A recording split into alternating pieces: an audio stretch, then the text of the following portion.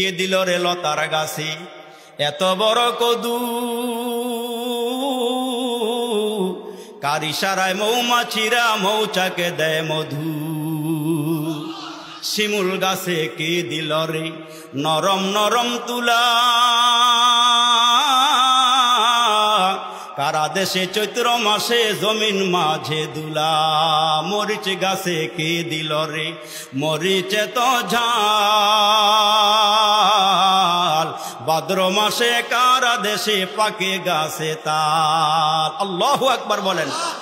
বেগুন গাছে কে দিল রে বেগুন এত মোটা, আল্লাহু আকবার জোরে বলেন না। ঝিনুক মাঝে কে দিল রে মুক্তা মনিহার, আখের মাঝে কে দিল রে রস যে চমৎকার। আচ্ছা মানুষ বলো দেখি রাত্র কেন কালো,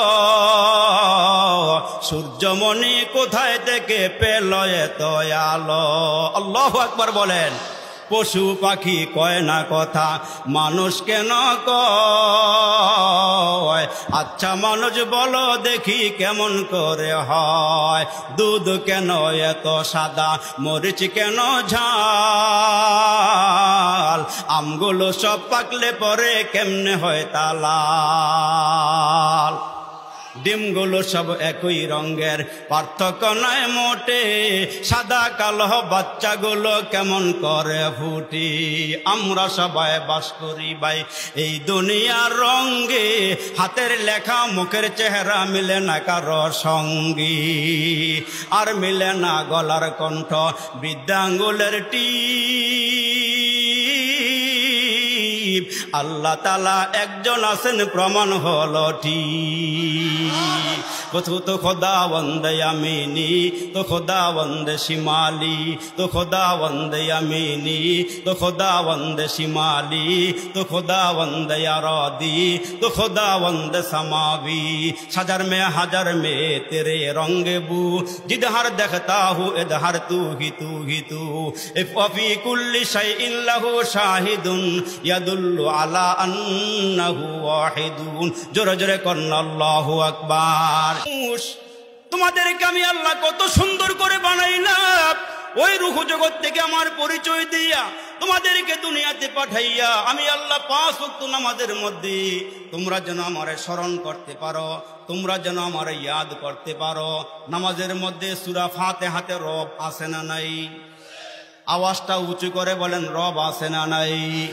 আলহামদুলিল্লাহি রাব্বিল আলামিন, আলহামদুলিল্লাহি রাব্বিল আলামিন। নামাজের মধ্যে সূরা ফাতিহাতে রব, রুকুর মধ্যে গিয়া রব আছে না নাই? আওয়াজ উঁচু করে দিয়ে বলেন, সুবহানা রাব্বিয়াল আযীম, সামিআ আল্লাহু লিমান হামিদা। তারপরে কি? আওয়াজটা বড় করে বলেন না। তারপরে কি? রব্বানা লাকাল হামদ। সিজদার মধ্যে গিয়ে আমরা কি পড়ি? সুবহানা রাব্বিয়াল আ'লা, সুবহানা রাব্বিয়াল আ'লা। এমন করে করে রূহ জগতের থেকে আমরা শুরু করলাম।